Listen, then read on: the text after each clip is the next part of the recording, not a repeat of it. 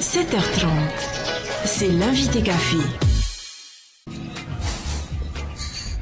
Pascal Mayou, bonjour. Yorana.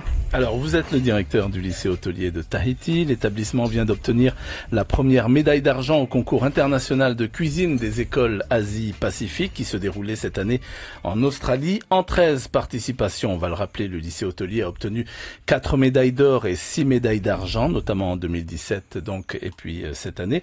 Bravo aux 2 élèves en terminale bac pro cuisine, Steven Nunfat et Pierre Bolu-Havard, âgés de 17 et 18 ans, qui ont réussi à ramener les 2 dernières médaille d'argent. Alors c'est presque 2 frères de cuisine, on peut dire. Quelle est la recette de leur succès ? Eh bien déjà qu'ils se fassent confiance eux-mêmes et entre eux.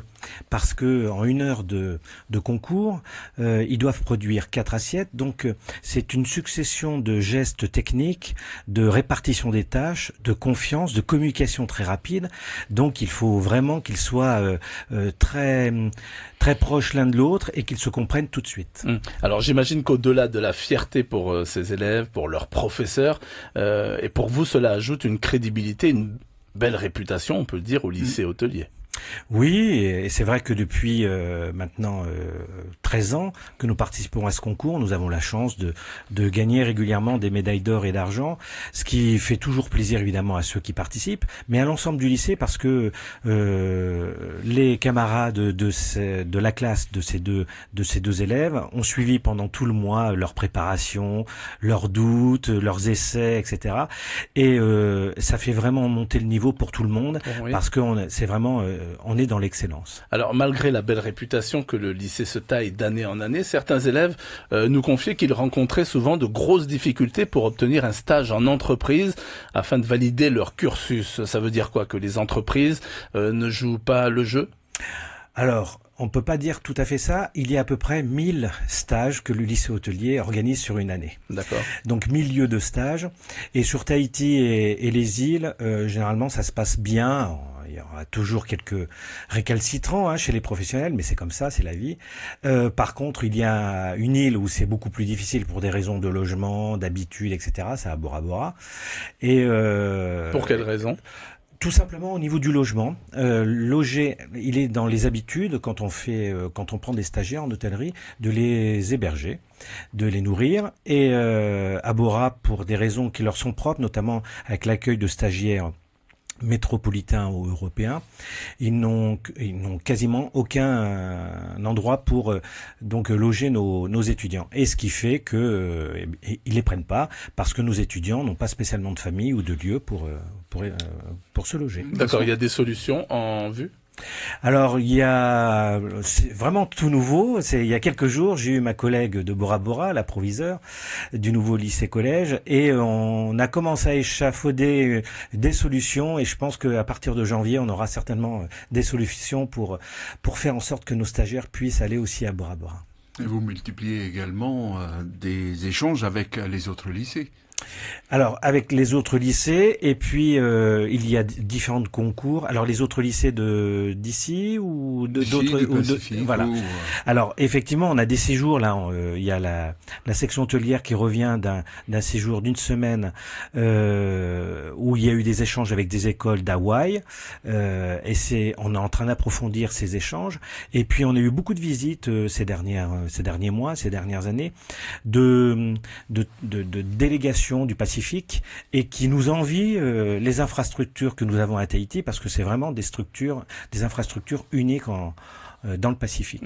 Un micro fermé, vous nous disiez alors tout à l'heure que l'un des paradoxes que vous cultivez, c'est que finalement vous formez beaucoup plus de jeunes venus d'ailleurs plutôt que des jeunes d'ici, c'est un peu ça? Non. Je disais, on arrive à mettre de stagiaires plus en France et en Europe qu'à Bora Bora. D'accord, en matière de stage. Voilà, c'est ça. Autrement, non, on a beaucoup de demandes de métropolitains pour venir se former chez nous, mais on a une politique au lycée hôtelier, c'est d'abord priorité aux Polynésiens. Mais il faut dire aussi que le programme Erasmus, c'est une manière de sortir du Fénois, d'aller voir ce qui se passe ailleurs. Tout à fait. Pour nos CAP, nos bacheliers, on fait en sorte qu'ils aillent faire des stages en dehors de leur lieu de vie habituel, de leur île, etc. C'est-à-dire, ils peuvent rester dans le Fénois. Par contre, pour le post-bac, nous encourageons la mobilité dans le Pacifique. Alors, on a en Nouvelle-Calédonie, de temps en temps, en Australie, et puis surtout en Europe et en France, où là, on a plus de la moitié de nos étudiants qui font leur stage. Avec d'autres établissements ultramarins, justement, vous avez des échanges. Je pense au lycée hôtelier Plateau Caillou à La Réunion, celui de Saint-Pierre-et-Miquelon. Alors, on a des échanges indirects, puisque de temps en temps, on participe au même concours. Oui. Mais il y a un rapport qui vient juste de sortir sur la gastronomie d'outre-mer, et je pense qu'il y a dans les recommandations une meilleure collaboration entre les lycées ultramarins, les lycées hôteliers ultramarins, parce que je pense qu'on a tous dans nos endroits à travers la planète des choses à dire et une gastronomie à revendiquer et à légitimer. Il y a un concours d'ailleurs de la gastronomie ultramarine qui débute cette semaine ou la semaine prochaine. Oui, là c'est vendredi. Vendredi. Voilà, et il y a l'adjoint du chef de Méridien qui y participe, et nos élèves l'ont rencontré vendredi dernier parce que je tenais à cette rencontre, que nos élèves suivent un peu ce qui va se passer vendredi. Et pour eux, c'est toujours un exemple, parce qu'en plus, c'est pas quelqu'un qui vient à l'origine du milieu de la cuisine. Il a passé un CAP cuisine, mais en adulte, en tant qu'adulte. Et il a réinventé, je crois, c'est la recette du poulet fafa. Et c'est très beau ce qu'il nous a montré. Et on espère qu'il sera, qu'il se défendra bien vendredi. Et qu'il sera primé. Et qu'il sera primé, tout à fait. D'autant plus que s'il l'emporte, alors la prochaine édition se déroule dans le pays du vainqueur. C'est ce que j'ai appris il y a quelques jours, effectivement. C'est dans le pays d'où vient le chef, vainqueur, le vainqueur, qui organise donc la nouvelle édition. Il vous offrira donc peut-être un beau cadeau. Ah, peut-être. Alors, avec d'autres établissements ultramarins, vous avez donc des rapports. Il est révolu, vous pensez, le temps où on se disait, par exemple, que allez, on va suivre une filière professionnelle parce qu'on est nul en enseignement général et qu'on n'a pas d'autres solutions? Ça a été souvent le problème du système français éducatif, c'est de parquer ou de trier les élèves. Depuis longtemps, notamment grâce aux filières d'excellence dans le domaine professionnel, nous avons beaucoup d'élèves motivés qui viennent, vraiment par choix, par passion. Et c'est vraiment toujours très étonnant de voir des jeunes de 14-15 ans qui ont déjà une idée arrêtée de ce qu'ils veulent faire en termes de métier, pâtissier, cuisinier, serveur. Et j'en ai vu encore cette année à la rentrée, et j'ai l'impression en 3-4 ans qu'ils sont de plus en plus motivés pour faire ces métiers. Vraiment, beaucoup sont passionnés par ces métiers. Alors justement, le lycée hôtelier affiche quel taux de réussite après le bac, j'entends. Combien de jeunes arrivent également à dénicher un métier à la sortie de votre établissement? Alors, on avait sorti une étude il y a quelques mois qui indiquait que, grosso modo, on avait la moitié de nos diplômés qui poursuivaient en études, et puis après, 32% qui étaient insérés, et de mémoire, un tout petit peu moins de 20% qui étaient à la recherche d'un emploi. Cette même cohorte, ces mêmes diplômés de juin 2017, on est en train de les suivre un an plus tard. C'était 6 mois, là, un an plus tard.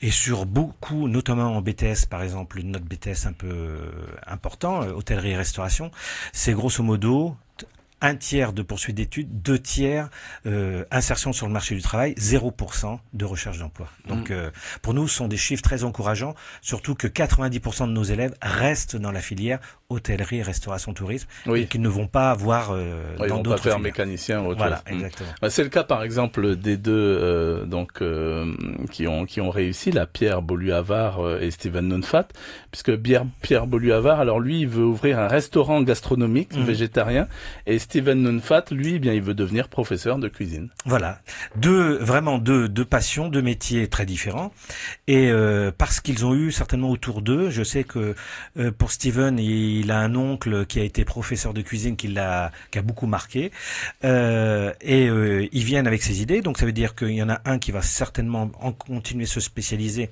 mais il va rentrer assez vite sur le marché du travail, alors que Steven, lui, qui a 17 ans, il est en terminale, il est parti pour un master, donc 5 ans après le bac. Donc évidemment, on lui souhaite de réaliser son rêve.